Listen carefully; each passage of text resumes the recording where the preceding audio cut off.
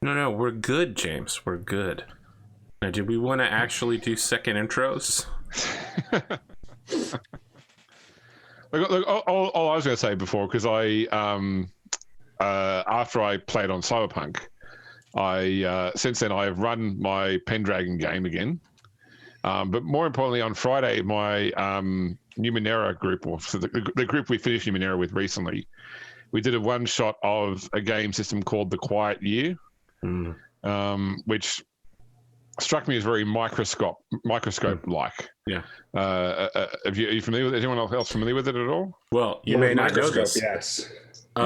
So the Adventure Zone podcast has started their new season, and they started with The Quiet Year, and they called it Quiet Year, and the indie TTRPG community lost their fucking minds going, I can't believe the Adventure Zone would call it Quiet Year instead of The Quiet Year. And at the end of it, they go, wow, it'd be interesting if we just played this. And now they're all like, well, you could just play that instead of playing Dungeons and Dragons, the one thing the entire podcast revolves around. And I'm like, wow, you indie TTRPG guy, you're really grasping at straws, man. The letters THE do not blow. Like, if someone types Quiet Year role-playing game, they're going to get to the right place, okay? Yep. So, James, you liked it? Yeah, no, we had fun. It's I think it's one of those games that it with a good group it'll be fun. With a bad group it wouldn't be fun. And the person that brought it along told us that when she'd first played it with a group, there were a couple of people in the group who just didn't really get into the whole concept, and I think they, despite being like a faux RPG, they struggle with this disconnect of it having any established characters. But I think with our group, like we played off each other. I think I was the one person who kept on introducing new problems. Like, and everybody else was like, okay, we're going to solve this problem. I'm like, okay, well, I'm going to discover a whole new problem. Which I think the game does need you to have. Like, it's fun because you're dealing with stuff going on. So I would like to play Downfall with you sometime. Yeah. What is Downfall? Downfall is from Less Than 30 Games. It's a tabletop RPG about a utopia that by the end of the game will be destroyed by its own flaws. And so you create a series of characters who are the hero, the corrupt one, and then like the masses. And you go around the table rotating who's playing each character as you slowly figure out what the flaw is that has destroyed this beautiful utopia. I see. Interesting. You're muted, Pondo. Whenever I start with those sorts of games, I always start with Fiasco. You know what I mean? Like, I always bring Fiasco to the table before I bring any of those sorts of, like, I don't know how you. No, Downfall's just like a one-shot thing. Like, metagame. It's meant to be just like you play it and it's done. Yeah, that's what Fiasco is as well. Like, yes, I agree. It helps people really get, like, because I find it to be a lot more structured in its like initial setup and design, where you can really sort of fall into like a groove with it a little bit. So yeah, we played it with one board game cult. Yes, with Limo. Mm-hmm. We did the horror camp version. It was fun.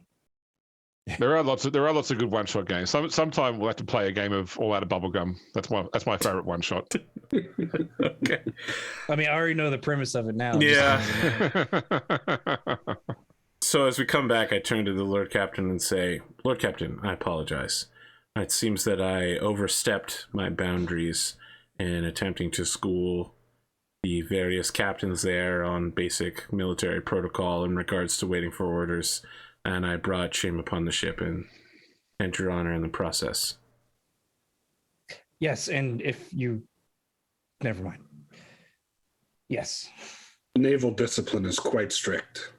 Yeah, so I give the captain a knowing look, a PC glance, because we haven't talked about it yet, and I say, everything I have done here is for someone else's glory, for the Imperium. We all are here to make sure the mission gets done. And there's obviously subtext involved in there. That maybe someone isn't here to get the mission done? No.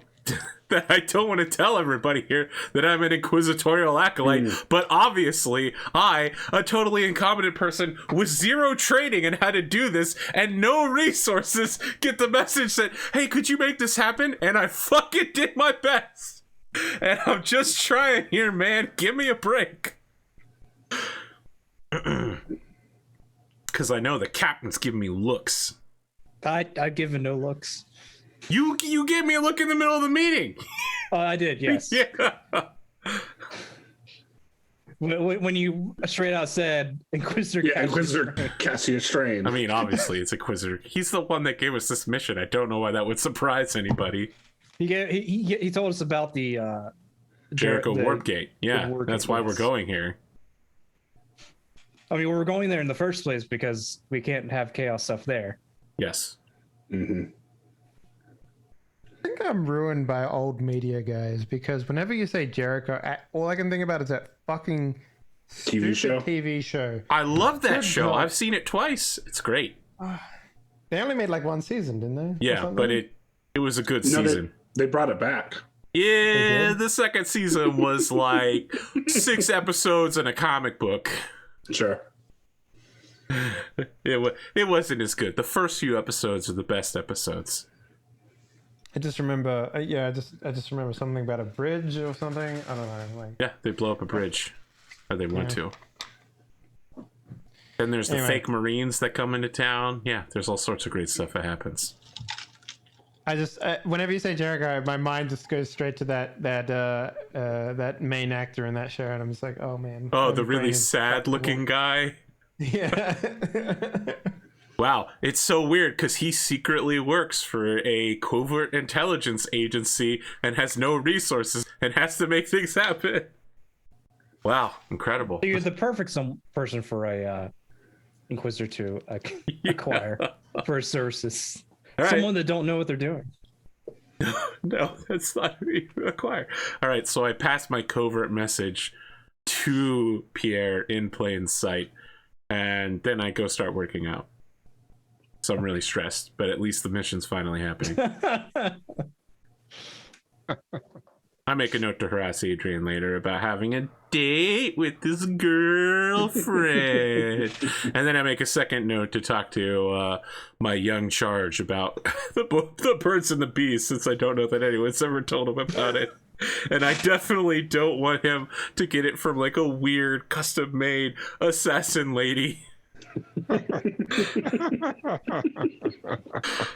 not even sure how that conversation would go with Josh. So if you want to get someone's guard lowered. Yeah. And if he would say, so Adrian, who's the an old fling? Is that what's going on there? An old friend, Lord Commodore. She and I went to the Naval Academy together, and we were stationed on a ship after graduation. I'm sure you were stationed indeed. He leaves it at that and just has someone take his trophies back to his ship. Yeah. goes to collect his pistols. He drops the mic and walks off. Pretty much. All right. So back on the hand. So once you're back for a couple of hours, first off, Riani comes to see you, Pierre. Okay. All right. So when she comes in, the first thing you notice, by the way, is that her eyes are now completely jet black orbs. No sclera, no pupil, just jet black orbs, which she sort of plays off like she doesn't mention it at all. Lord Captain, I've had a number of vessels, naval vessels, navigators request to share some navigational data. Am I okay to send this information through? What data are they requesting? Well, at this point in time, just intended passage to Port Wanda, and then more navigational data. A lot of them haven't entered them more previously. Oh. Well, 2 of them haven't, I should say. We already have the navigational data to go to Jericho. We have that, right? Yeah, that's right. Yeah, but she's not. They haven't asked to share that just yet. They've just asked for the regular, more navigation data. So yes, go ahead and share the Maw and the Port Wonder data. Will do. So you should ask her if she needs any eye drops, because that looks painful. No, I want this conversation. Dawn catches her on the way out the room in the hallway. Go. Okay, sure. He's Sister Dawn. What's up with the... What's going on there? It's just mutation. Just navigator mutation. It happens sometimes when we increase our abilities.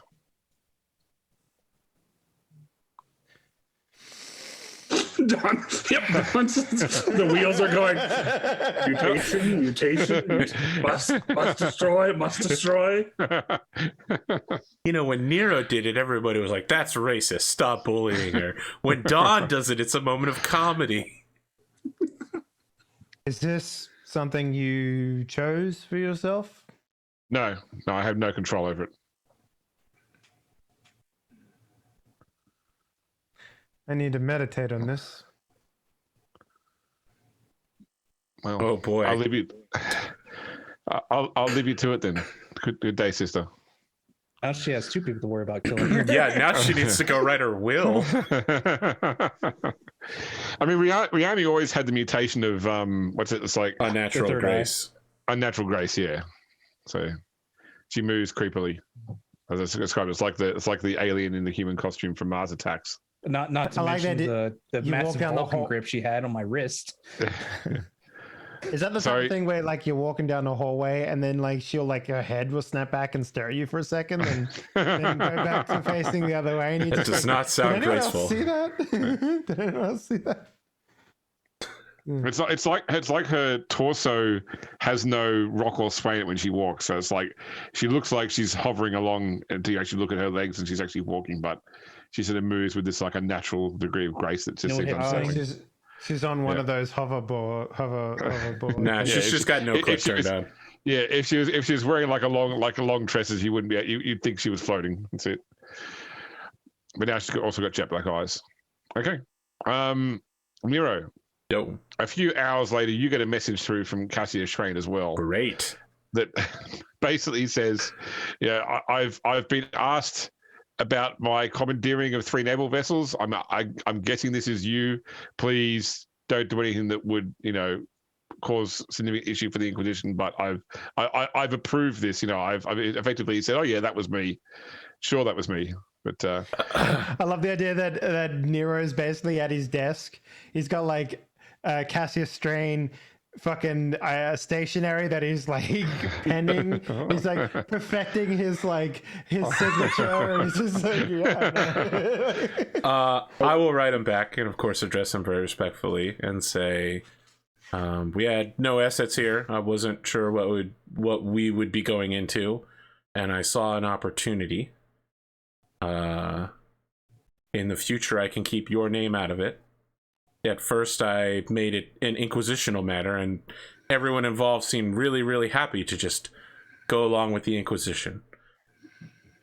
I am not experienced at this, Inquisitor, and I will do my best to learn the twisted paths one must walk in order to save the Imperium. So there was no word of rebuke in his I know, message. but I've obviously caused him problems. And I'm trying to be like, in the future, I'll try to get away with just generically inquisitorially rather than being like, yep, it's Cassius Schrain, all right. Probably what's more happened is these other captains have now they know who they're actually working for. They take up to say, Lord Inquisitor Schrain, I'm happy to be working with you on this endeavor. And such I know.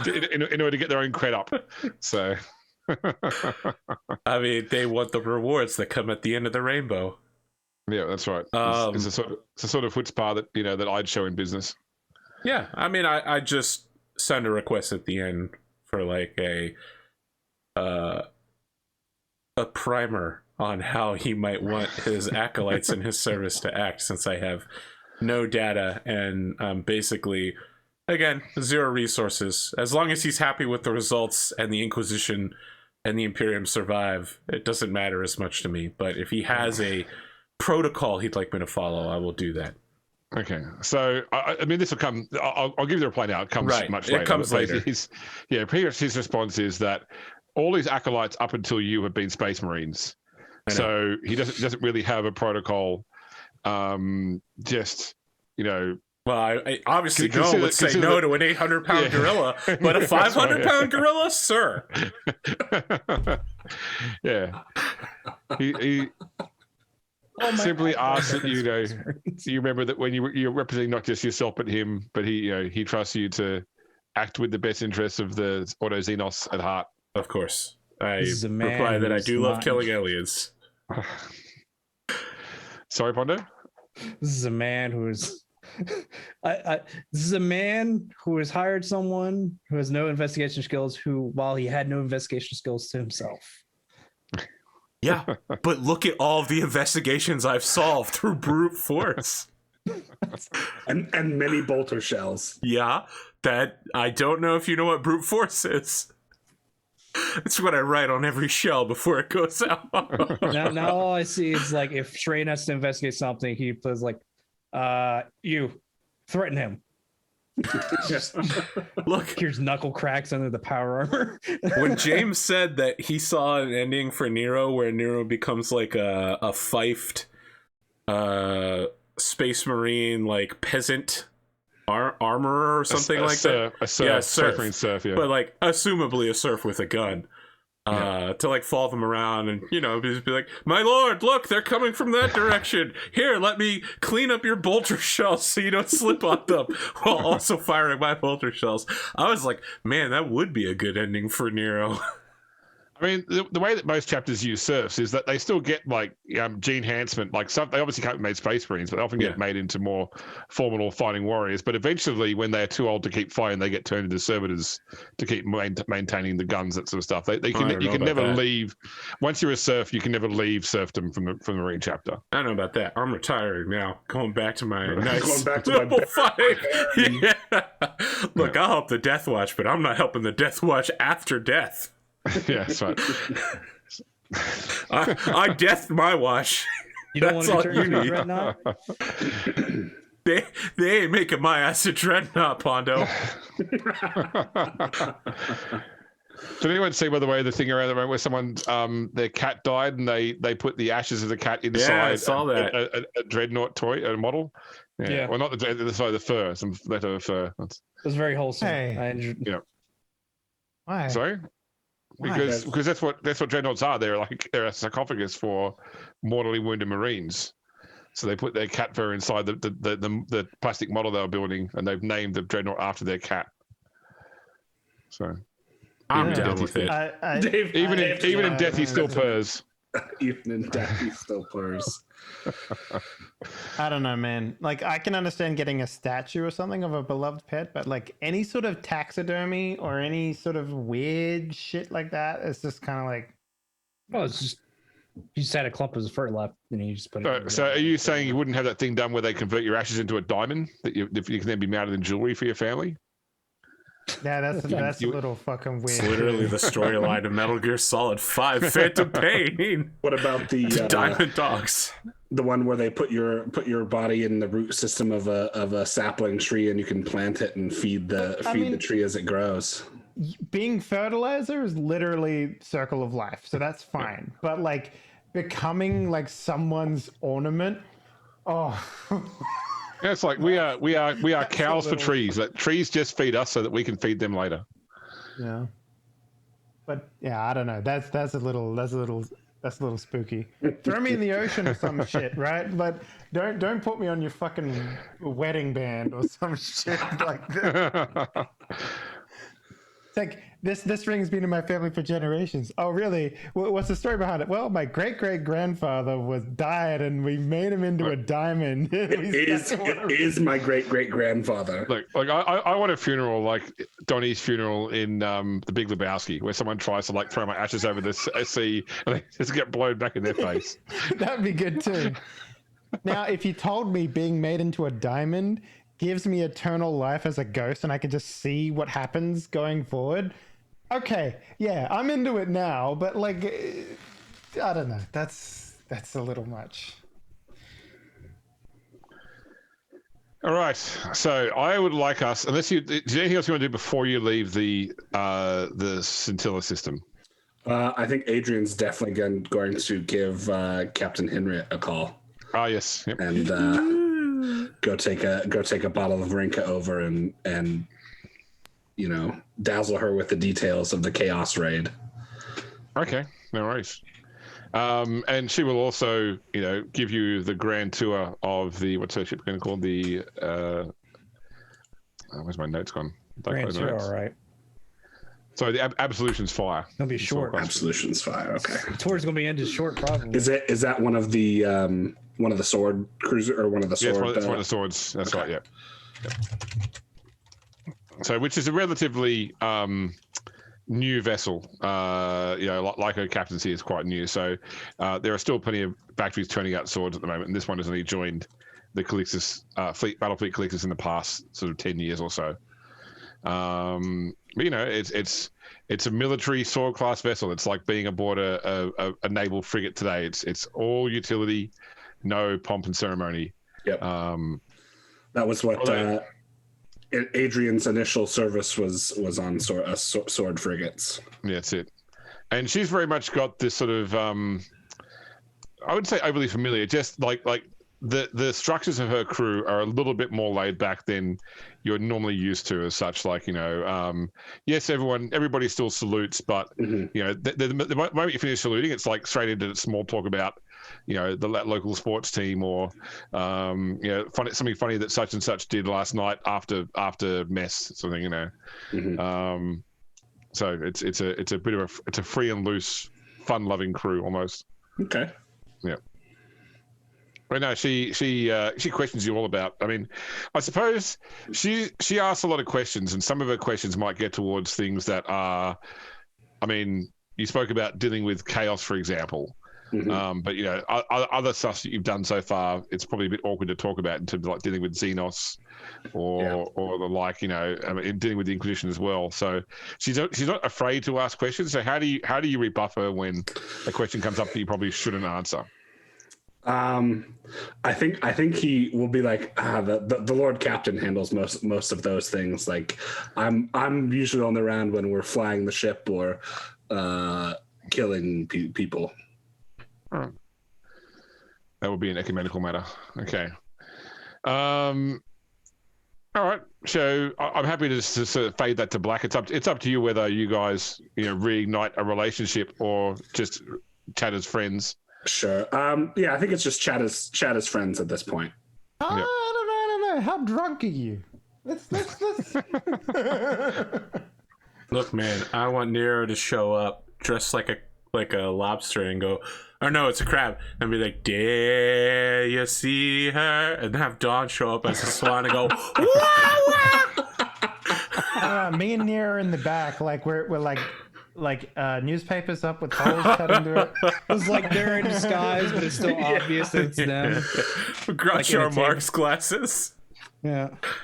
Yeah. I mean, she turns up, like in her uniform, and I assume you do too. So this is it's friends catching up. It's not a date. Yeah, correct. Yeah, that's it. Yeah, of course, that's what they all say. It's not a date. Yeah, no, not at all. Waiting for Port Wonder for that. There you go. Yep. Okay. If she lives, that's yeah. You gotta have the. If we're all not, killed in a burning fire, we'll live because we have fate points. But yeah, that's fair. She's probably dead. See, I need to get Adrian in a relationship so I can then friend zone him so hard. That'd be par for the course for this show. At a certain point, like I imagine the conversation goes to, so what other stuff are you doing for the Lord Captain? It's like, well, I'm kind of the guy's pimp a little bit. Like I'm trying to find him it's a woman who wants to have his children. Someone at like the Imperial Captain level or higher. Yeah, we're looking So I want to ask you a question here, Spoon. So I want to get this on the record, so to speak. So sure. When, without the other characters here, when she asks you about the Lord Captain, how do you describe the Lord Captain to you, talking to an old friend? I would say that as a rogue trader, he is extremely competent, and he's acquitted himself quite well in combat situations that I did not expect him to do well in. But as a naval captain, I think his skills have yet to be put to the test. Okay, but I mean, but do you get on well with him? You know, does he run a good ship? Does he inspire loyalty? Yeah, he runs a good ship. He definitely inspires loyalty in the crew. People have gone into situations that are extremely dangerous without even a second thought at his command. And I suppose one last interesting question. So I don't yet understand what he gets out of this whole thing. I mean, I know that you're working for the Inquisition, but it's not like the Inquisition can really compel a rogue trader to do something they don't want to do. So what does he get out of this whole journey into the Maw to save this warp gate? Well, as I understand it, most of his holdings are in the Koronus Expanse. So if the Expanse becomes cut off from the rest of the Imperium, I don't know exactly what that does to his line or his bottom, his bloodline and his bottom line.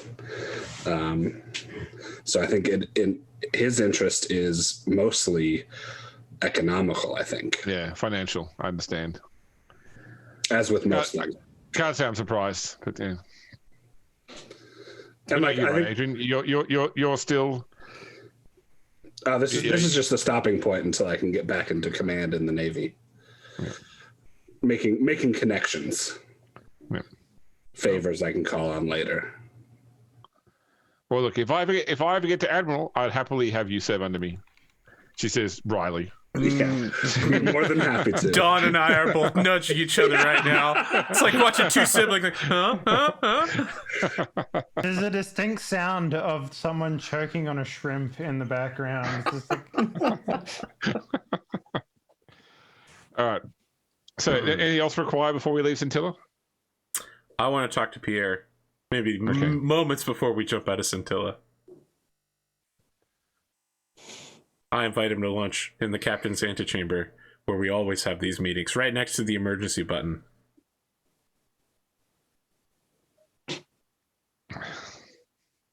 Right, the emergency button that we had installed after the Among Us phase. We've only used it like once. Lord Commodore. Nero. I wanted to talk to you about a subject. And the subject is? There needs to be a replacement for the captain aboard this vessel. A first officer who can take command when you are not aboard, or command the vessel personally while you are directing the fleet. Indeed. I'm gonna slide him a plate of partridge nachos. Partridge nachos. Oh yeah, listen, we're rogue traders, man. We eat fancy food up in here. Is that like dehydrated fruits sprinkled on top of corn chips? Like, what is that? No. Like the bird, the partridge. The bird is the partridge. base meat. Not partridge pears or anything. It's like a fancy chicken, basically. Fancy chicken. I feel like any bird could be described as a fancy chicken. Yeah, duck, it's just a fancy chicken. Let me ask you this, James. This is a really dumb question. It just popped in mind. Has it been anyone that's experimented with like taking a chicken, putting it into the warp energy, mutating it to have like extra wings, and then making like a franchise out of? Like, I had void glazed ribs. You got mad when I did it, and I had to purify myself. No, but I mean just like taking a normal chicken, or like say, I don't know, a pumpkin, putting it into the warp, growing it 5 times to the size it was, and then making like a... I think part of the problem is the fact that you can't guarantee that putting the warp will make it grow 5 times. It might just turn it into a like slobbering monster that tries to eat your head. Yeah, you know, the chicken that turned into the Fate Weaver demon. As long as it's tasty, right? You can throw some guardsmen at it, right? Like, sure, yeah. Fatten it up a little bit. Yep. Yeah. Okay. Get some meat on the wings. There are a few things worse than MRE, including demon flesh. So corpse starch. As Nero is what I'm guessing trying to put in his resume to be the next first. What? First That's ridiculous. officer. I slide you the nachos, and I wait to hear what you have to say, but that's not what he's going for. Please go ahead. Okay. Okay. At the very bottom, it's like just a picture of him being like, Yeah, the plate, just his first That's very BattleTech. Nero commemorative first officer plate. well, I was thinking more like Van Wilder, but you could do whatever works. Yes, Lord Captain. No one gets that reference? Oh my god, holy shit, gents. Okay. Spoon, you get that reference, right? You know what when I Van say Wilder? Yeah. Yeah? Oh, it's been a Okay. while since I watched Van Wilder. Okay, good. Someone gets it. Yes, Nero, I do know I need to look for another first officer. Or do you? I do. What if there was someone here, someone close to home? What if you could promote from within? I'm thinking Adrian. That's what I say. I say, I'm thinking Adrian. He's my pilot. Who better to command a ship? He has all the knowledge necessary. He knows everything needed to interface with other fleet officers. He can... Just because you're piloting the ship doesn't mean you can't command it. I did do that once, so yes, you are correct. I know. He could use the boost to his career, and overall, he has acted as a good tempering plate between myself and Don. Why, did you think I called this meeting for me? The only thing I've done on ships is shoot guns. I don't have the knowledge to command people. Nero, I don't know what to expect from you nowadays. What? I've always been incredibly straightforward, probably. I say, starting to feeling suspect my that you were- inquisitorial amulet, knowing it's a lie. I was starting to suspect that you were part of the Inquisitorium, like it was just a weird inkling that I had. Just... Pierre actually knows. He's the only one who knows. I know, and I also now realize they set up the meeting. Yeah. Nero, it's just more that you've become more unpredictable as of late. Seems like all of my stealth training is paying off. I don't know. Hey, if you didn't hear that's- about that door I jacked. It was pretty sweet. Ooh. Right. Can the next episode name James be Biceps in the Dark? We just play Blades in the Dark. But we're all Space Marines with bulging biceps. And combat knives. That's our only weapons.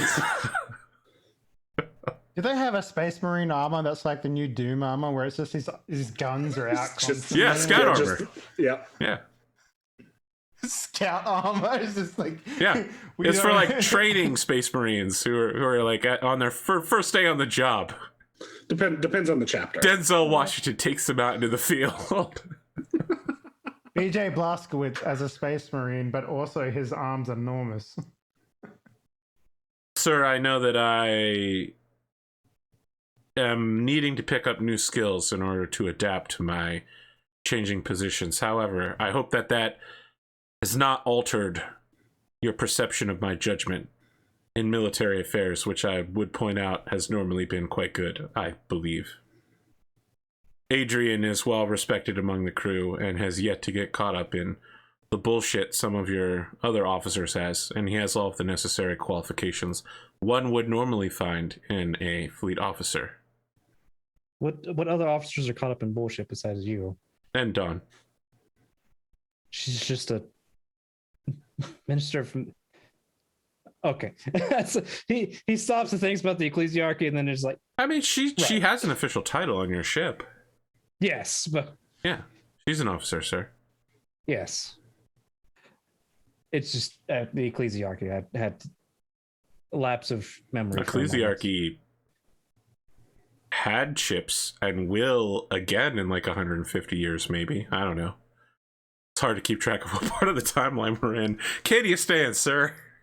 So the Ecclesiarchy has ships, but they're all pilgrim vessels. Ah, right. They haven't got to the we're allowed to do military stuff again point, right? No, that's right. No. It'll happen. But you've already encountered previously the Faith Beyond Reason pilgrim vessel. Yeah.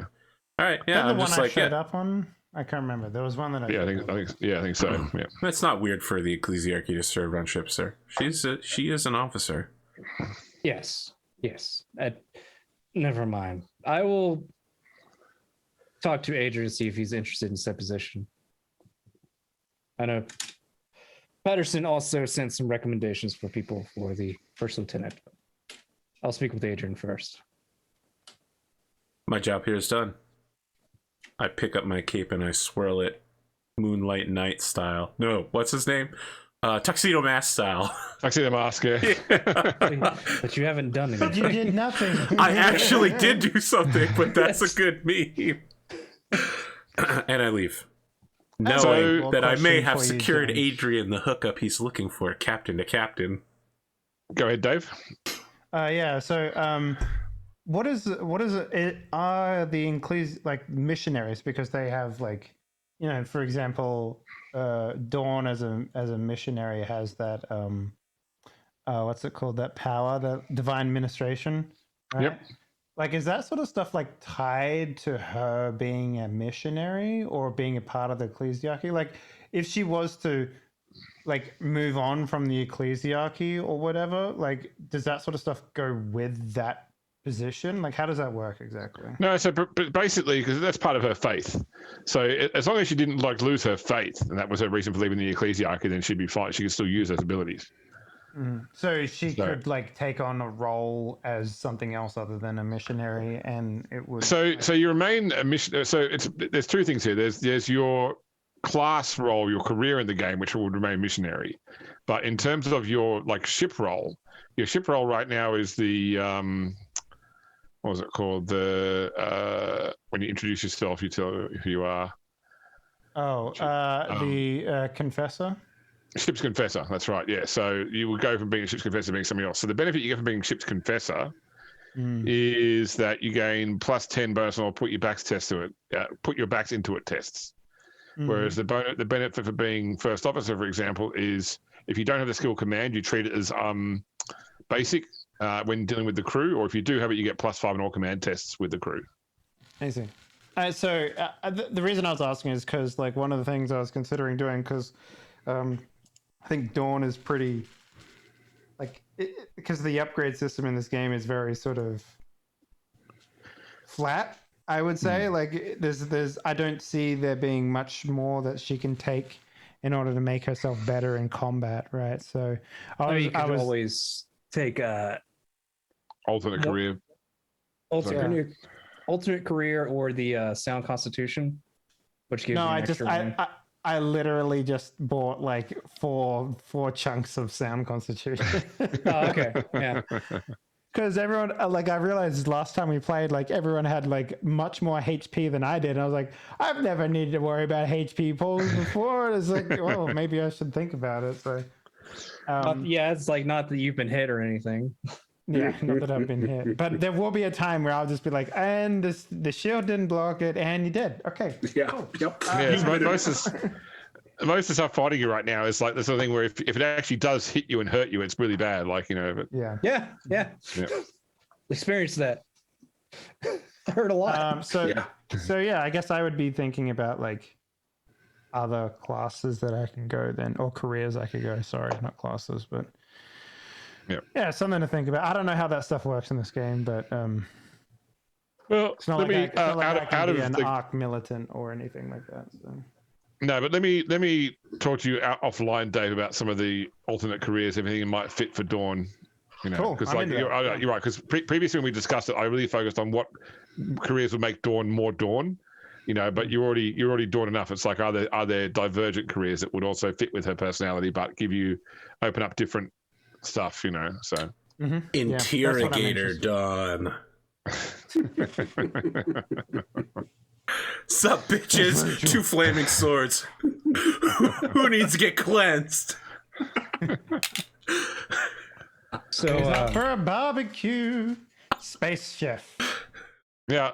Pondo, when you do review Parrington's recommendations for first officer, it's all people from within the crew currently. So certainly Adrian's name is on the list, but you do notice like one person on the list which is completely incongruous, where it's like, so you don't even know who this name is at first, and you look it up, and it's like some like deckhand on deck 13 that is like has. It seems odd that this person's name is on the list, despite being a relatively menial part. Like they are still like considered a deck officer, but like so far down the pecking order as to be conspicuous in their inclusion. Their name is Guido Berth. A name like Guido, he's definitely becoming a main character. Is this a Patreon character? Right? No. Okay. I randomly generated the name with the 40K name generator. You never know with those Patreon submissions. Is it like bolded and underlined twice? Like No. It's just in the list. He gets a Borderlands style intro sequence, but it's just him mopping. Yeah. It's probably the last name on the list. It's the final name on the list. I have a question. Is Nero on that list? No. Fuck you, Parrington. Friendship over. There's actually a separate list of people who would not be recommended for it. Here's on the list. I feel like that's wise, but on Nero's behalf, I'm upset. Yeah. I think Pierre would contact Peterson about it. Parrington? Parrington about it as to who this Guido is, and then why is it his recommendation? Yes. All right, so you get him on the Vox. He's currently on the guild throne. Lord Commodore, it's a pleasure to hear from you. What can I help you with? Yes, I was reviewing your list that you sent, and there's one major outlier. Everything else seems about right. Yes. Who is this? Please go ahead. Yeah, who is this Guido from the 13th deck? Yes. Never mind that. Just maybe focus on the others. No, please enlighten me. I'm really curious. My nephew, I made a promise to someone that I would bring him up. He wasn't placed there with any degree of seriousness, and I apologize for the confusion. Okay, so this dude's got some dirt on Parrington. Okay. The one time Parrington served the crumpets the wrong direction. He was the one who saw it happen. But now we get the extended introduction where he's mopping, but he opens up his bedroom door and he's doing something nefarious on the other side, and he's like... I merely wish Lord Commodore to settle my debts aboard the Hand before moving to a new ship. And this was a particular request that somebody had. Oh boy! Guido Berth cleaned him out at poker, and one of the bets was recommended for the first officer position when you leave. Yeah, Parrington is a gambler. I feel like I might have to go kill this guy. Parrington, I'm going to make a request from you. If you, I know you have some previous habits that are not very well suited for someone of your position. As to it can cause for favors such as in Guido's case. My only suggestion to you, as far as advice, if you take it, if you don't, then always bet on black. I'll find out, and then you'll lose that beloved position that you have, probably because of you made said bet. My recommendation is not bet anything of that sort again. Sorry. Though it was for a great laugh. I won't disappoint you, Lord Commodore. Okay. That's by good. the way, you have a new assistant, by the way. His name is Guido. His name is and Guido. He'll be joining you very shortly. He's your new XO.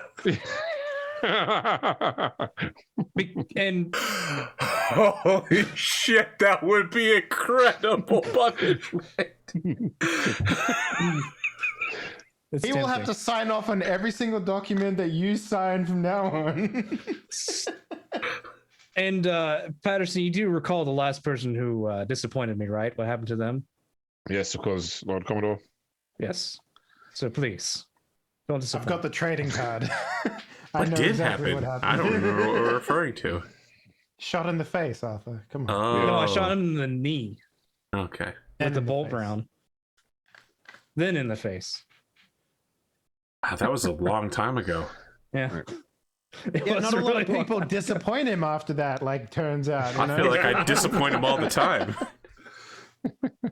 You got You've plot got armor. Yeah, that's. I'd have to pull my trigger at your face like 5 times before you get your action chance. And then No. the return heavy bolter fire will just rip him apart. You know how Warhammer 40K works. If you have a gun to the back of somebody's head, you hit them in the left leg. So it's high gravity You're worlds. talking about XCOM 2 now. Okay, I understand. No, it's a reference to Dark Heresy game that JP ran. Okay. Yeah. Yeah. This, With this Total game does Biscuit. have it does have this game does have a bias towards leg hits. I gotta say, just because of the way this hit system works. So Pierre's going to end the call, and then he's going to send a message to whoever may get him a hold of this Guido person Okay. to eventually request a meeting with him at some point. Obviously, Check his after character Adrian, stats, the meeting with and he Adrian. has like extreme luck as one of his stats. Like he's one of those isekai protagonists, you know, like Everything just works out for him. Yeah, that's right. All these stats are 1 except for fate points, which is 100. This So- is when He's the rapier. I understand now. this is when he shows up and I have to make a willpower roll not to be convinced somehow. Okay. So I'm sorry, yeah, Adrian, like- but he seems like the more competent member. His face seems so convincing. I can't. A couple of hours later, a His guy in a shoulders were perfectly square, you know, like just perfect. have you watched Snowpiercer at all? Like the TV show, Pondo? Not the TV show, but I've seen bits of the Okay. movie. Okay, no, I've got a picture of a character from that TV series in my head for what this guy would look like. So Link it on Discord. let's see if I can quickly find a picture on Google. So if you Google Snowpiercer Terrence. I'm gonna imagine he's the guy from the Hunger Games that has the really fucked up beard, like, you know, drawings. That's what I imagine. Okay. Yep. You find him? Okay, there you Yep. go. I did. Yeah. What's his name? Pierce? No, Terrence. Terrence. Terrence, Oh, yep, Snowpiercer I hate him. Terrence. He looks like he's about to tell me he can see the code. Brawn, brunette, redhead. Wow, dude. In Snowpiercer, he's the head of sanitation, and that's like what his role is here. Like he's a junior officer, but he's looking after some, you know, like purely functional part of the ship. Are you telling me that the head of waste services ends up being a mafia guy deep in gambling? Holy shit, James. What are you, the reality fairy? You didn't tell me that Sean Bean was in Snowpiercer. Now I need to see it to see if he dies. Oh, yeah, Well, he that's obviously does. That's a spoiler right there, actually. He always dies. No, I mean it's a spoiler. He's in it. It's a spoiler. He's in it because Wow, Dave it's spoiled implied- something? Yeah, it's Oh, implied at the boy. start of the show the character is already dead. I just Googled this Terrence guy and Sean Bean shows up. There you go. There you go. Anyway, Thanks, so this guy Google. in a junior officer's uniform enters. Lord Commodore, how can I be of assistance? How can sanitation assist you today? This is perfect. I heard you took out some trash recently there. I'm just now imagining this guy with the mafia accent is just. I can't unsee it now. That's the unfortunate part. Yes, I had recently Patterson sent me your recommendation. It's Parrington. Parrington, sir? Carrington, yes. I love that. Like, it's just canon now that Pierre just gets his name wrong. all Yeah, the time. exactly. Beloved author James Patterson, my first officer. I think it's canon that he gets everybody's name wrong at one point. It just doesn't care enough. Yeah, so I thought I would speak with you as far as your qualifications. Of course, I've served the hand since you repopulated after the ship was recovered from the Koronus Expanse. I've certainly kept a clean ship, if you take my, sorry, pardon the pun.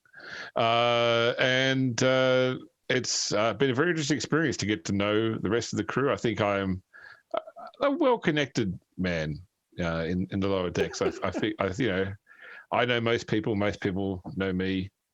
As I said, it's a pleasure to finally make your direct acquaintance, Lord Commodore. Indeed. Now, how can I ask? How did you make an acquaintance with Pat? No, sorry, I need to say it wrong again. Peterson. Nope, still wrong. No, I know. It was deliberate this time, though. That's right. Yeah. We had a occasional afternoon card game going. Parrington and I and a few of the other senior crew. What senior crew is this? Yeah. It's going to be a hoedown in the airlock tonight. They're going to be looking for jobs, baby. A number of the deck officers, not senior, not truly senior men, just all part of the functioning backbone that keeps the hand ticking along nicely. Oh, of course. I'd like to meet him at some point, if you don't mind. Would you be interested in joining one night, sir? Oh, absolutely. That sounds lovely. Is this guy have a death wish?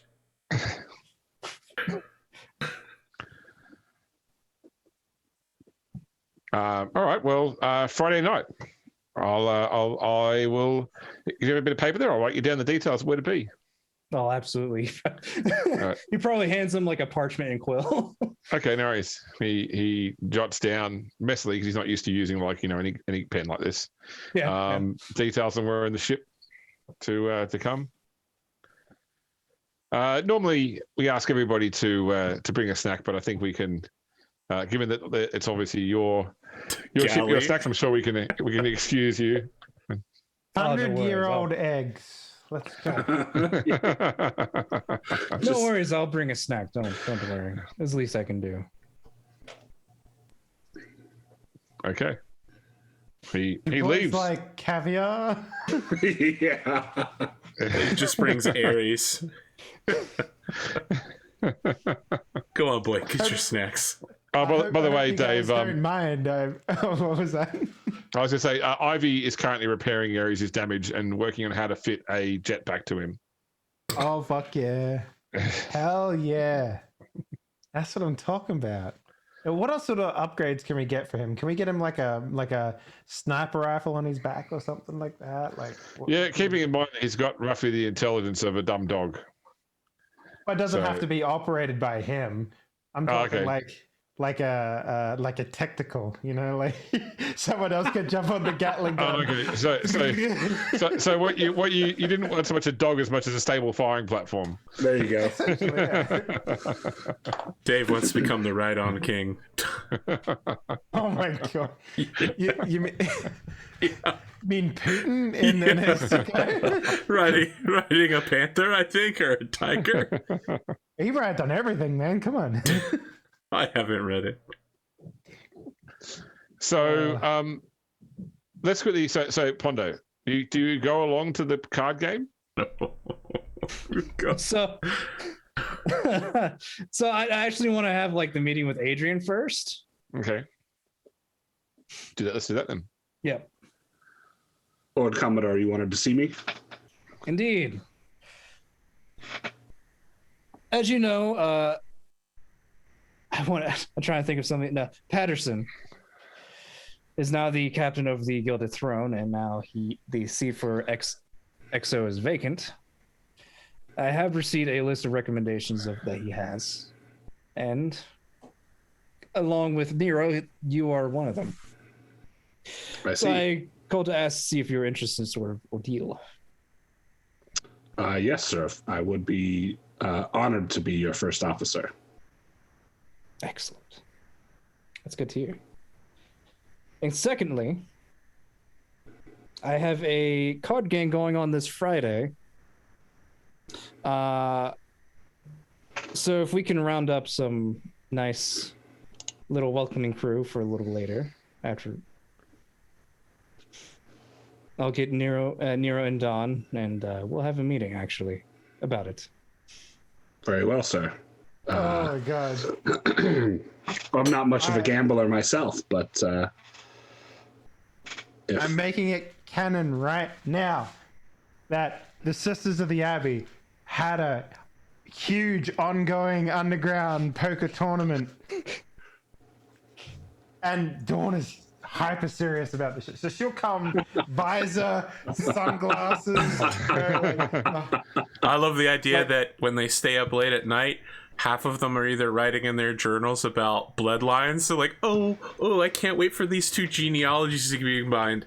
The other two are like, okay, all right, here we go. You know, this is what happens when you've got a king showing and the river is about to flop. Something like that. James, I have for you, good sir. I have the ability to take. It is like it's a skill that lets me have any skill I want. It's something. Oh, what was it fucking So called? you want to make it gambling? Yes, There's gamble skill.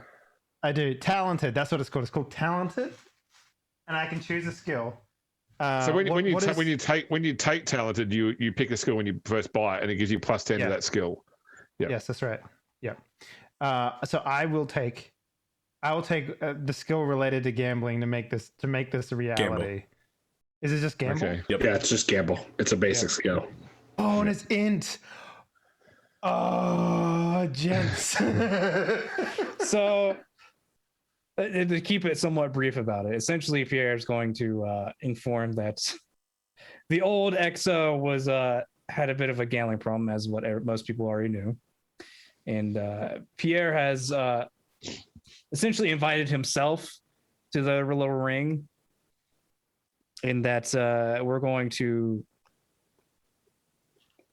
he's going to have everybody else come in a little bit later after it starts to interrupt the things a little bit. What do you mean, Lord Captain? Like break it up, or Oh, we're going to crash the party and then ask them some questions. Are we like hazing them?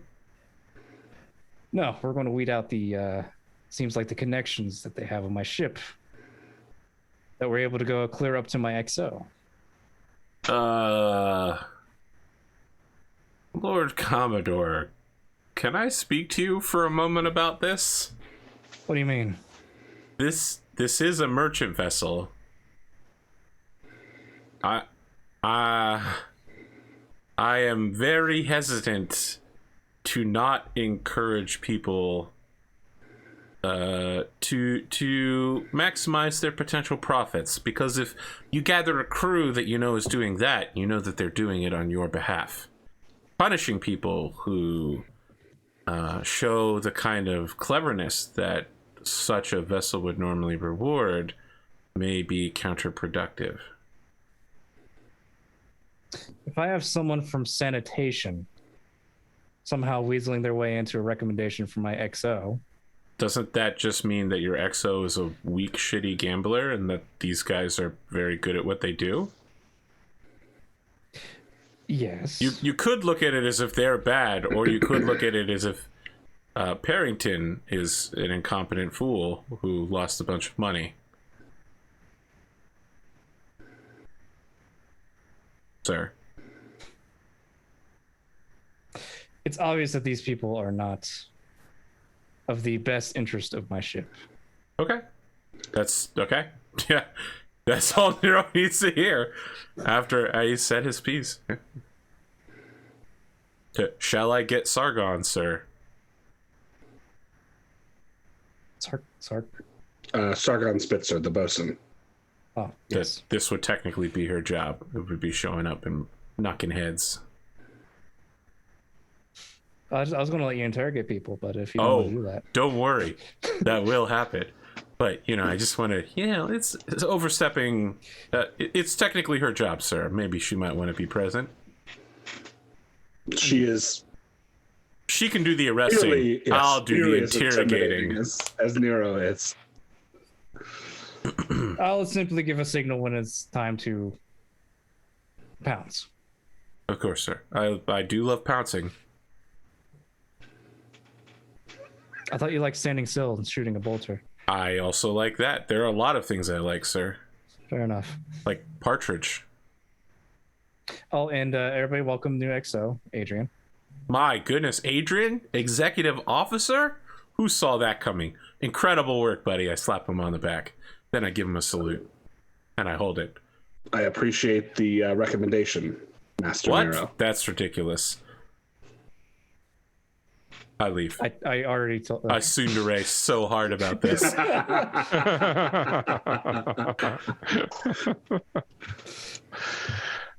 Pierre out here spilling my secrets.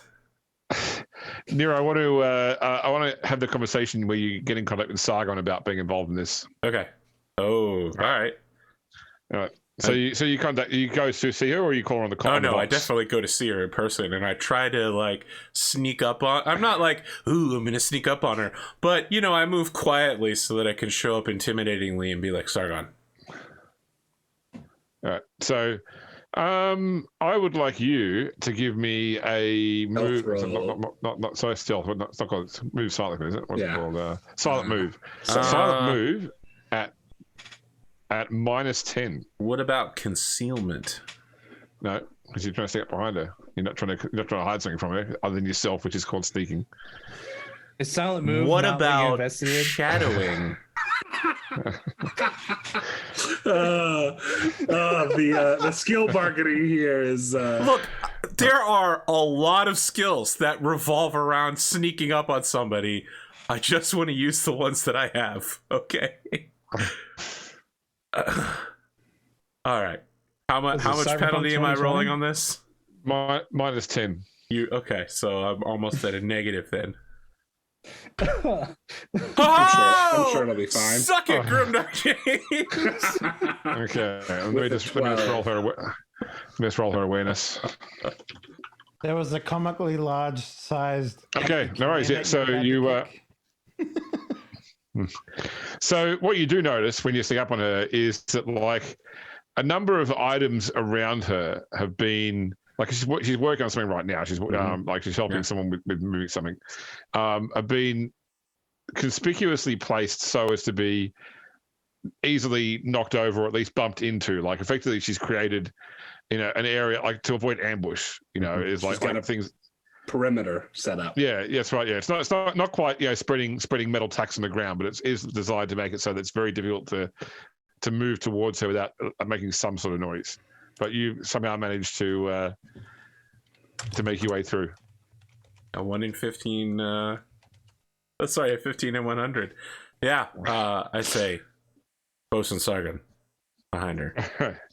All right, she spins around her hand on the hilt of a dagger that's sort of tucked into a webbing. All right, knowing that she would do something like this, I put my hand over her dagger hilt and say, good reflexes. I've been practicing, Sargon. Apparently you have, Nero. What can I do for you? The captain is requesting your presence at a upcoming, what will we call this? Security event. Where we will be apprehending criminals on board. I will be handling the interrogation, but I assume that you would want to process and handle the arrests. All right. Who are we arresting and for what crime?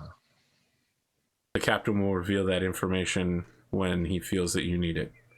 Here is the time and place where we'll be preparing for the raid. All right. When she looks at the place, actually give me a scrutiny at +10. Mm-hmm. I already know she's in on this. Come on, James. Come on. We know, but Nero doesn't know. Yeah, that's why I'm asking Nero to roll, not you to roll after. Where is scrutiny here? It's a basic skill. If only I had scrutiny to find it. Oh, but that's so close, though. I'm going to go ahead and fate point it because I haven't used them at all this session. Okay. No, I'm actually... it's so much worse. Okay. She looks at the place and time and go, that's my weekly poker game. Well, we're gathering in a corridor nearby, but yeah, it would not be that difficult. Yes. By the way, when do you tell Dawn about her participation in this? You were there in the meeting. Was I? Yeah. Okay. All right. I'll have a scene after this then. Perfect. So Okay. I'm just like, it won't be a problem for you to show up, of course. No, I'm free this Friday. That's good because the captain. And you're like, I never mentioned it was Friday. No. The captain is very keen for this to happen. All right.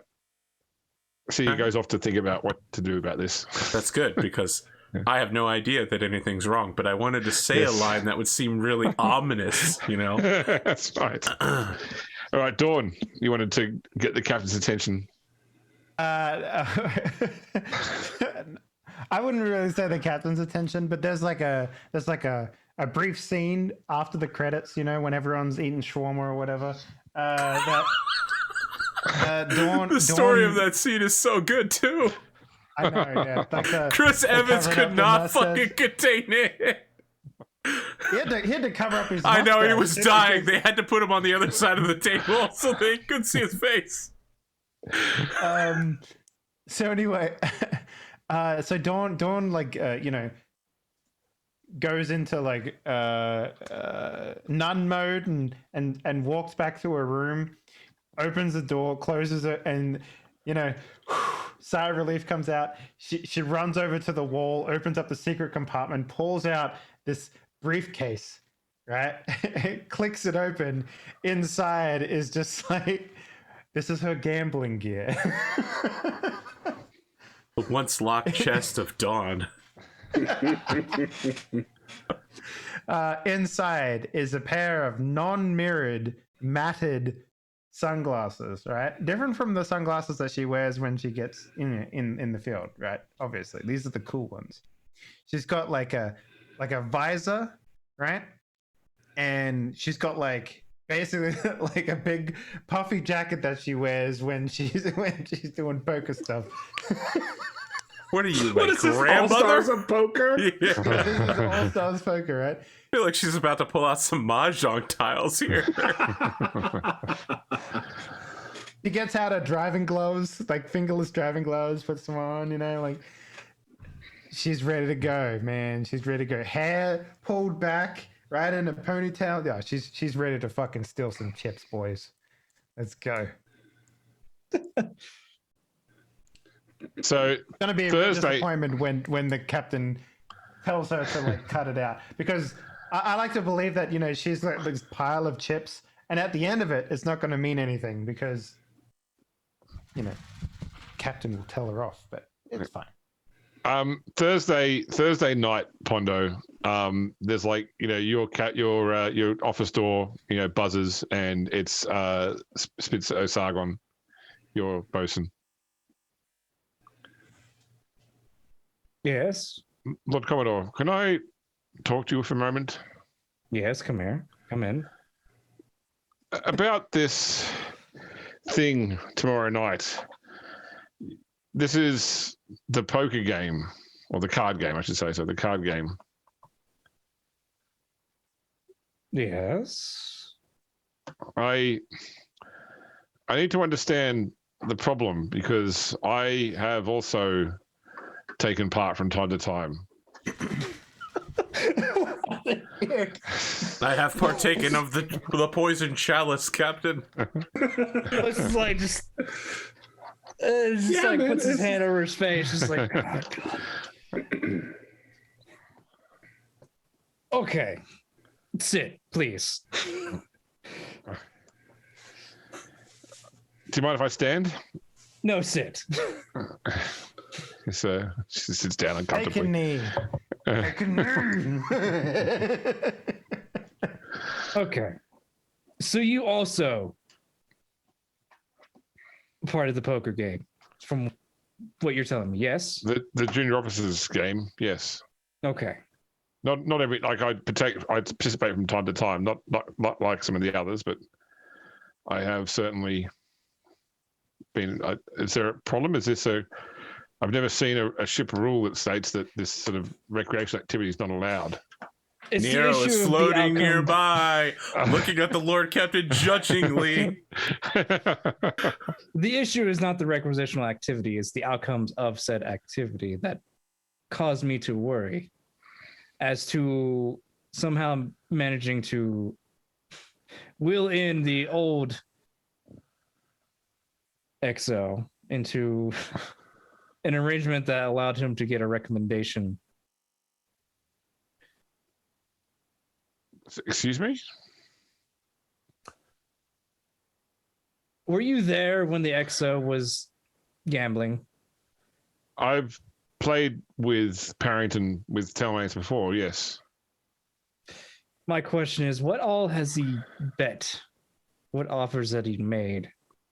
We usually will.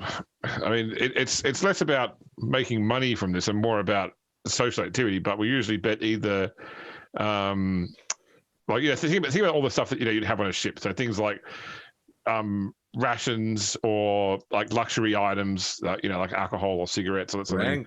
Or Now that's like sometimes there's so much of it.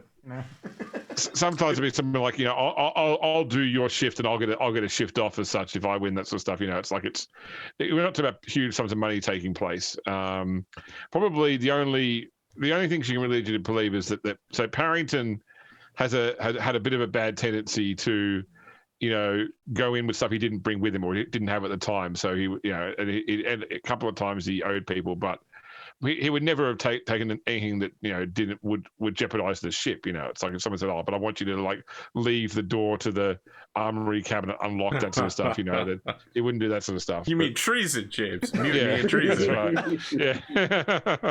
Okay, so Parrington apparently lost a round, which caused to a chance for him to give a recommendation to Guido to be the XO. Guido Birth? Yes. Okay. I can see where this is going. Sorry. Please go ahead. No, enlighten me, please. Sorry. So you said that he recommended Guido for the XO role. Yes. Okay. That's not... Birth wouldn't want the XO role. I'll tell you what he wanted... Probably, which is what he's already got. You probably didn't even know Guido Birth's name before recently, right? I'll just say that, yes. Yeah, and now you do. So Guido is a social strata climber. He has no designs on the XO role. He's simply wanting to get his name further up ship.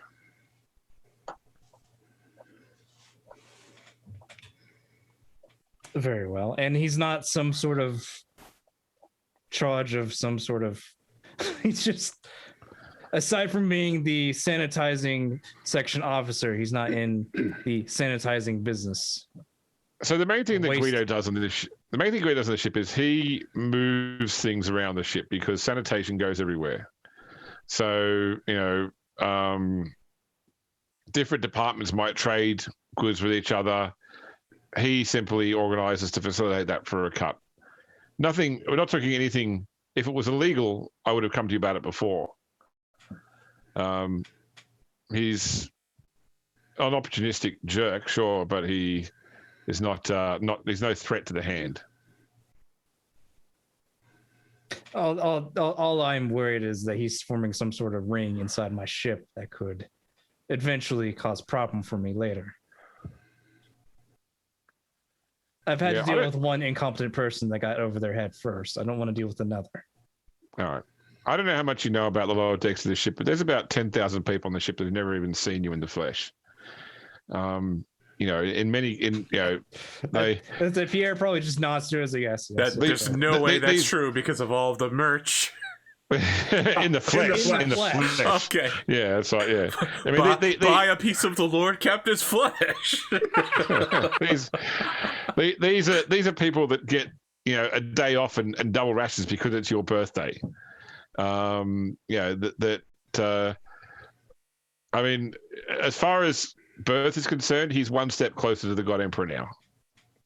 By the fact that he has interacted with you.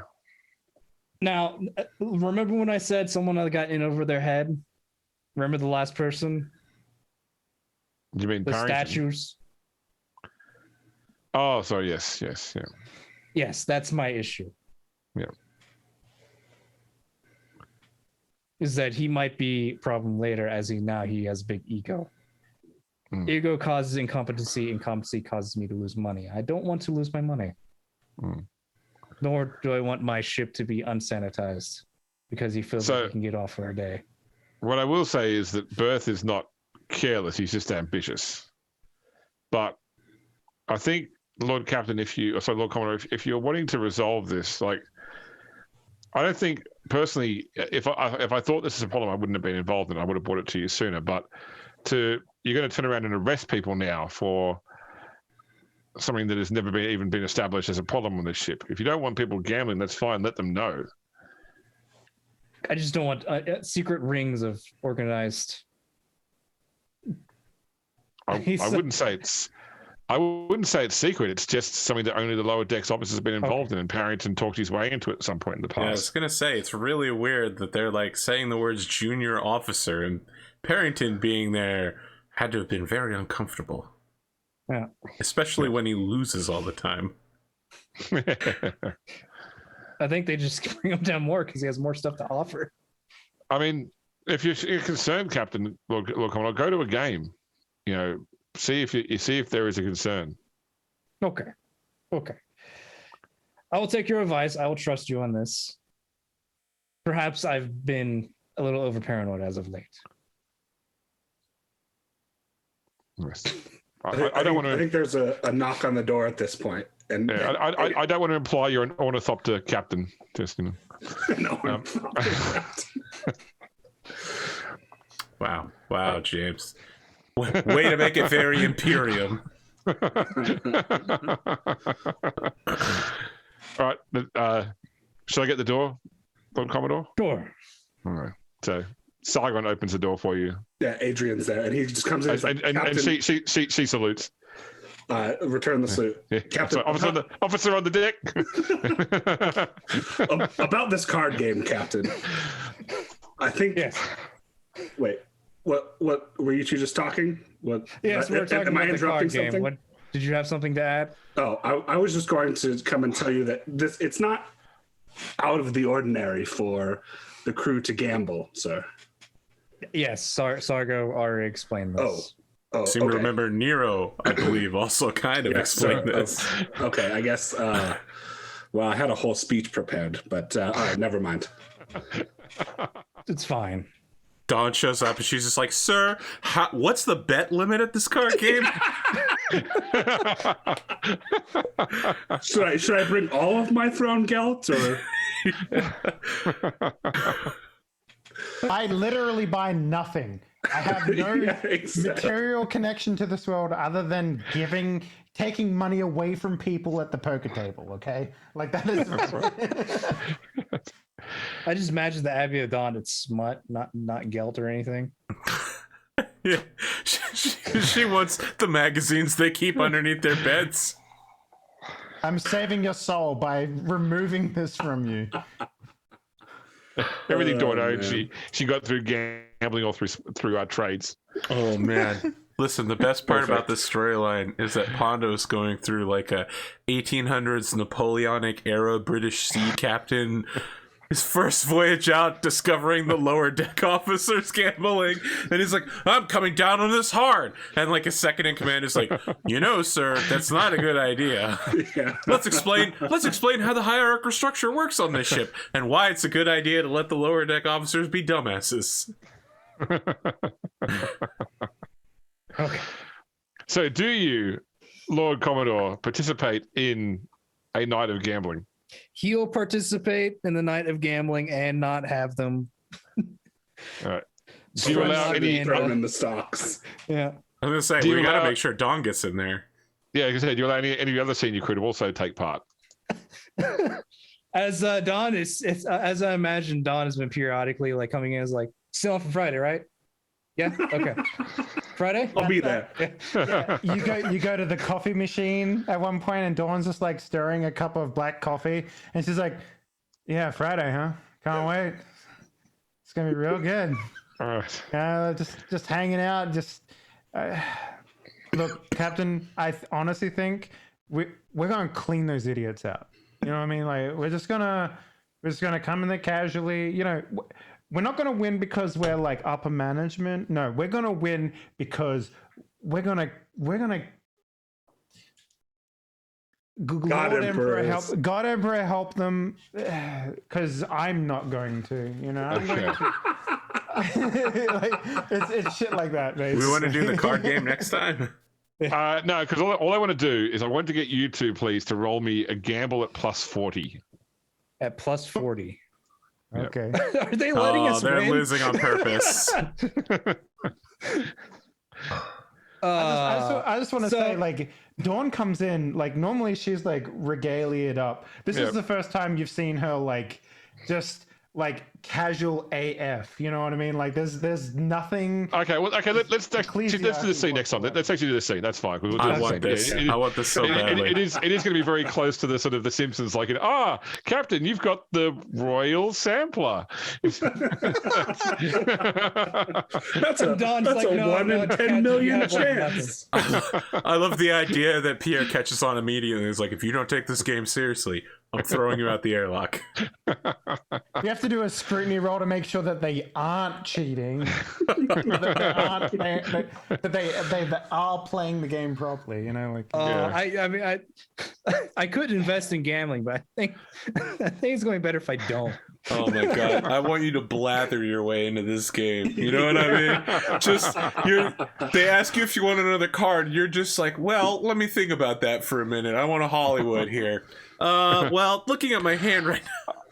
I love the idea that like the Lord Captain's like, I'm gonna up the ante. Oh, what are you adding to the pot? Well, how about one evening where you can shower in my personal quarters? And everyone's just like, fuck, I need to actually play this game properly now. Like, what the hell is happening? One meal in the senior officer's mess. Ooh, that is good. Oh, shit. They've heard tales of those partridge nachos. Wally's partridge nachos. Okay, James, how much experience? 300 Okay. XP. I'm going to up my strength again. All right. Well, I'm convinced I'm not going to invest in and gamble. Perfect. We got just him, that way he boys. just doesn't know. So are we at 19,550 as in terms of spent XP? Like, where are we at? I read this as being at should be 20,000 flat. For spent XP? No, for total XP. Oh, for total XP. Because it's what's the starting number? Like did you get just yours? 4,500 is automatically taken out. Plus, you get 500 to spend it when you first build a character. Okay. Yeah, in total, if we spend all our XP, would be at 2,000 flat, 20,000 flat. 20,000. Yep. So we're about 1,000 away from getting to So the I'm next like rank. 200 off then. Jesus Christ. Okay. It's a lot of experience to keep track of. Yeah, no kidding. All right, so I'm not taking gambling, and I'm going to bet the most ridiculous things. My I'm intimidate- just going to clean shop. One of my hats. My intimidate is now 75, which incidentally is also my ballistic skill. All right, I am as good gonna, at scaring people as I am at shooting them. Well, I'm gonna save this 400 XP for this sweet new direction that James will offer me. I'm really excited. He's going to about open up Seneschal for you, and you're just going to take Gamble plus 10 immediately. this. If there is like a gambling sideline here, James, Like, you know, I go into like a town and I have to fight like the 5 different types of people, but the third one in won't card fight me games. until- Really, Dave? I don't know that you've been that good at that in the past. So the third guy won't fight me till I've beat the second guy. You know, like he's like, hey, it's one guy per planet. You got to go to the planets in the right order so you can actually beat them all. Shit. So, Dave, are you saying you're all in on this gambling sideline? Spoon, let me answer that with something that you might recognize. I think that joke was a real royal flush. Oh man! And now the loading is complete, and we can get into like the side game. You know? I do appreciate the Gwent nod, though. Yeah. All right, James, what do you got for an outro? I'm Grimdark James. You will find me back here next week for more Rogue Trader. Normally also on Arthur's Cyberpunk show, but no Cyberpunk this week. Back the following week. Or catch me on Arthur's Discord. I had a good time tonight. It was fun to go from a completely combat game to a completely characterization game. I didn't roll once. And I thank you for putting up with my increasing cavalcade of named NPCs with weird names I get from generators. So I'm surprised you can keep them all in order, to be honest. Like, for me, they just go, you know, wash over my head. But for you, you're just like, who was that guy that I introduced 7 episodes ago that was name was Quintus Mobilius or something like that? And he had like 7 eye patches. I was like, yeah, no, that guy. Everyone I introduce, I put into my notes. So, you know, I can refer back to when characters first appear, that sort of stuff. So I will say, really get. Go ahead. Go ahead. No, you.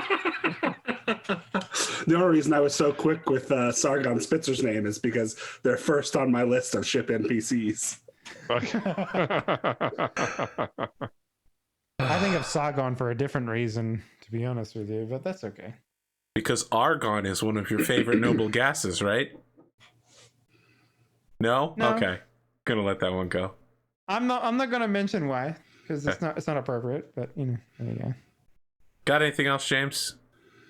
No, I did love the fact that that Spoon did post in our internal chat about how funny it would be if Sargon was actually involved in the play game right as we were revealing that it actually was. Yeah. I mean, the fact that you asked me to approach her, I immediately knew it was a red flag that she was involved. I mean, I lampshaded it with Pierre. I was like, why would we interrupt this? I like the idea that we go there and like, you know, there was the guy that was one of the survivors in that murder mystery we had. He's there. Ivy's there. You know, Ares is there. Like, it's really. He's the dealer. You feed him the cards and he spits them out. Spits out of the mouth. It's an additional function she recently installed. It's the chain ripper is actually just like the card. It's just actually the card puller. The guy that scored the winning kill on that Space Marine that Arthur fought the first time. You know, the one guardsman with the lance rifle. Yeah. Oh, perfect. The long last, yeah. I love that it's the episode where we see all the NPCs we haven't seen in a while. Exactly. The secondary cast. Yeah. It's like the episode of Scrubs when they like pass the narration to the secondary characters and like you follow Todd around for the an janitor. entire episode. Yeah. One of the guys that was on the bridge when we accidentally blew up that planet but blamed something else for it, he's there as well. You know, like... The Fox guy.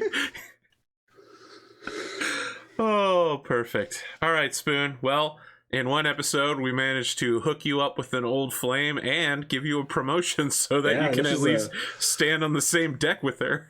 This was a good episode for Adrian. I like the idea that next time she's like, when I'm Admiral, you should come work for me. And you'll be like, when I'm a Commodore, you can come work for me. I'll let you in my fleet anytime. I am Big Spoon. You can find me over on Twitter at BigSpoon223 or on Arthur's Discord. I'm obviously here on Saturday nights and then doing Solaris nights throughout the week whenever it's recorded. Looking forward to that. It's been some good stuff going on recently. Okay. All right. Are you on this week for Solaris Nights? I think it's next week. Not this week, next week. I mean, yeah, so I had who can even keep track of what Big Spoon's doing? He's like a minor character.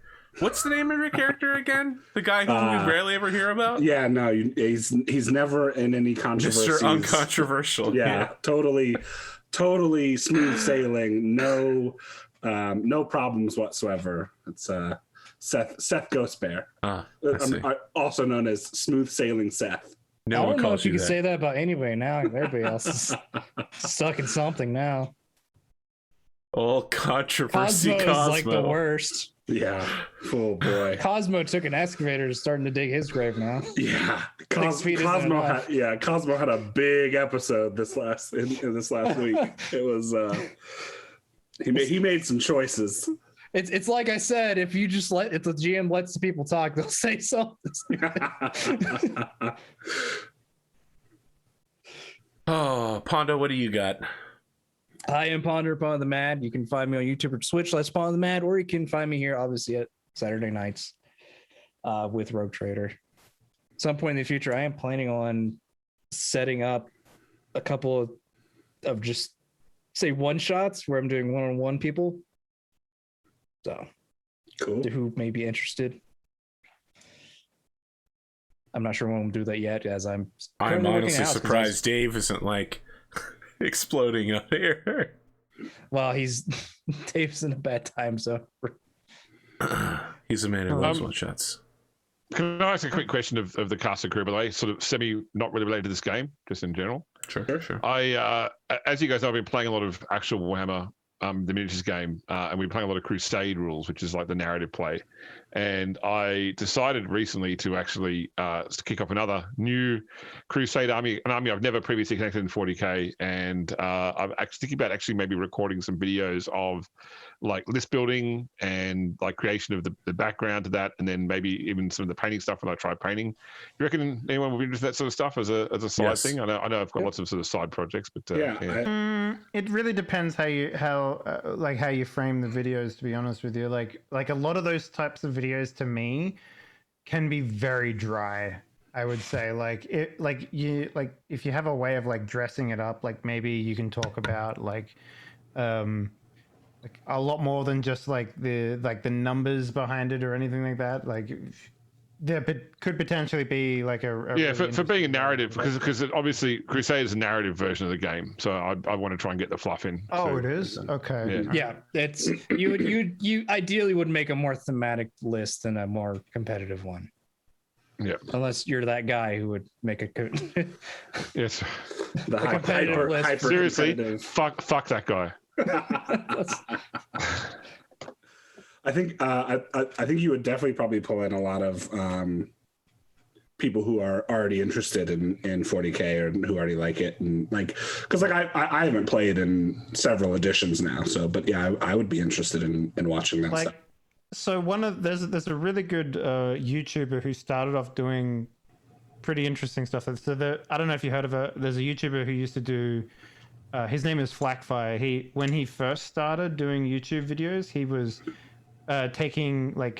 he started around the time where Battlefield 1 got announced, and what his big thing was breaking it down with like actual historical references to everything that was inside of the trailer, and what that meant for World War One and all the history behind all that sort of stuff, and it was like super interesting, and that's where he got his start doing that stuff. So if you were to do something like that, potentially there's like for people that are like interested in like how these units got to where they are, that's a pretty interesting spin on something like that. Because for me personally, if I was to come into this tabletop stuff as a fresh person, like with fresh eyes, all of that stuff is super intimidating, super intimidating. So doing as much as you can to break down like the barrier and not just talk about like how powerful the units are compared to this one or whatever, just talk about like how cool the units are or something like that in comparison to the lore and where they sit. So I don't know, that's how I would do it, at least anyway. But yeah, that's good advice. Sorry to interrupt. You can please go back to what you're doing, Arthur. I think it was Pondo's outro. I mean, I pretty much, yeah. Then it's Dave's outro. Yeah. Hey, what up? Thanks for playing. Thanks for watching. Thanks for wiggling as you do. I don't know. Fuck. I like to start companies. So that's my thing. That's every 2 weeks. I'm like, hey man, I could start another company. So that's what I'm doing right now, starting a third company. So yeah, leave me alone in my stupidity, I guess. But yeah, I don't know. Follow my Twitter account, which is @KinkyFridays. It's not me who's on there anymore, but you can meme with us, I guess. I don't know. Whatever you want to do, homie. You're your own person. I like the session. Normally I don't have a lot to have input wise on the plot of this game, but I like it when it's a little more memey because I can kind of, jump in without ruining the setup, I guess, for the session. So yeah, I like it when it's a little bit more open-winded like this. So yeah. Yeah, that was me. Thanks. Okay. That's it. We'll be back next week, probably. I don't know. We will. Waka waka. Most likely. It does seem probable. Kind of like the probability of drawing a pair of aces. Pocket aces? Oh, yeah, pocket aces. Very probable. Happens all the time.